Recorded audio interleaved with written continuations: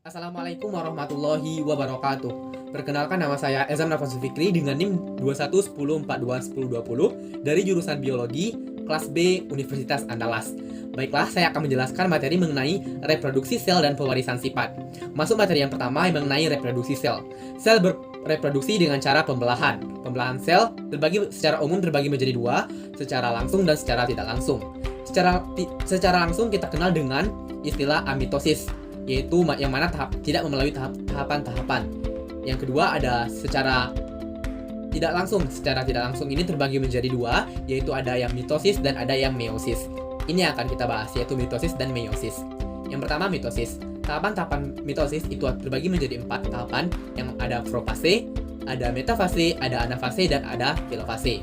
Sedangkan tahapan pada meiosis itu ada 8 tahapan, ada profase 1, metafase 1, anafase 1, dan telofase 1. Dilanjutkan dengan profase 2, metafase 2, anafase 2, dan telofase 2. Untuk lebih jelasnya, mari kita bandingkan antara pembelahan sel secara mitosis dan secara meiosis.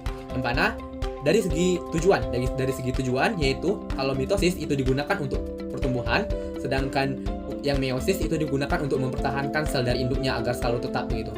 Yang kedua yaitu dari sel yang dihasilkan. Yang mitosis itu menghasilkan 2 sel anakan, sedangkan yang meiosis itu menghasilkan 4 sel anakan.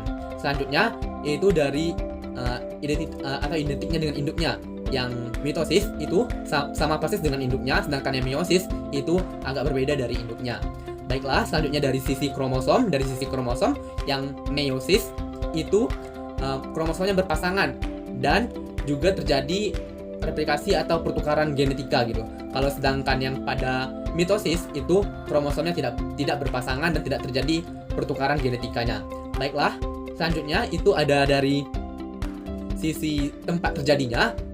Kalau mitosis itu pada sel somatis, kalau yang meiosis itu pada sel gonad. Itulah perbedaannya. Dari perbedaan-perbedaan tersebut kita dapat mengenal lebih jelas antara pembelahan secara meiosis dan secara mitosis. Baiklah, materi yang kedua yaitu tentang pewarisan sifat, yang mana sifat dan indukannya akan turun ke anaknya. Itu merupakan pewarisan sifat.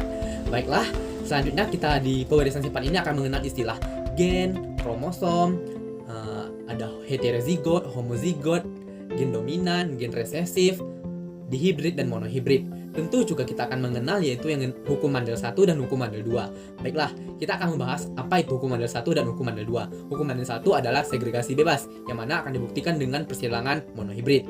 Persilangan monohibrid ini dengan fenotip akhir yaitu 3:1.